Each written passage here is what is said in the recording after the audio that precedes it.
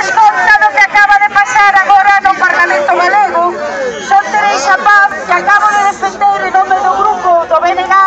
unha proposición de lei por segunda vez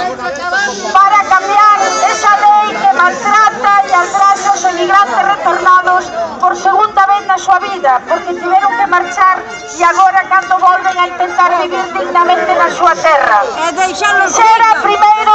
felicitar a todos os emigrantes retornados galegos polo exemplo que están dando a toda Galiza e todo o Estado español coas súas movilizacións que demostra que os galegos non estamos dispostos a seguir deixando que nos rouben.